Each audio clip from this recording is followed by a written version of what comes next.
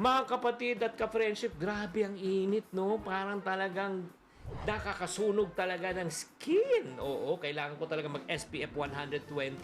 Pero alam nyo ba, habang summer po, tumataas po ang bill at gastusin po dahil nga sa init. Kaya nga sa episode na ito, pag-uusapan po natin ang 5 tag-init tipid tips.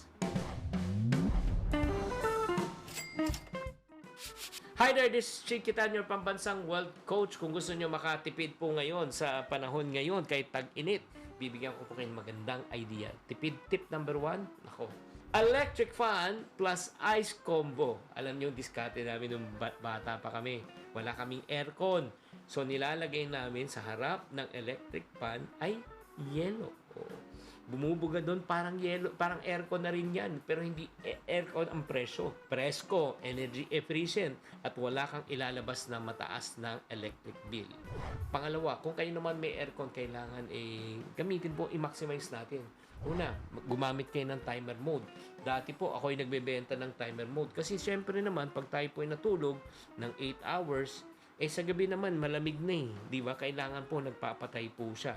Pero kung may timer mode kayo, nakakatipid kayo ng 2 oras sa isang araw times 30 days. That's 60 hours ang nasa-save nyo po, divided by 24. Almost 3 days ang natitipid mo sa kuryente.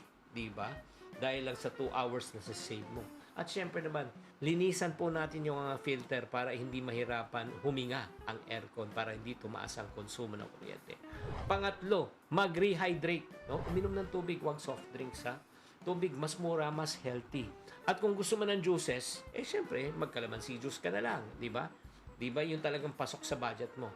Pang-apat po, mag-schedule ng ligo at linis. Syempre, maglinis at maligo araw-araw. Iwas lagkit, iwas init. At syempre naman, kung mas maaliwalas ang pakiramdam, hindi mo na kailangan talagang magbukas ng aircon. Number 5, block the heat.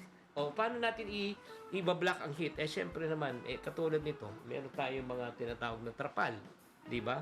Meron tayong mga blackout na curtain. Diba? Para nga yung init hindi na pumasok sa loob ng bahay. And last na bonus ko po sa inyo, iwasan din natin ang paglabas at pagpunta ng mall. Maniwala po kayo.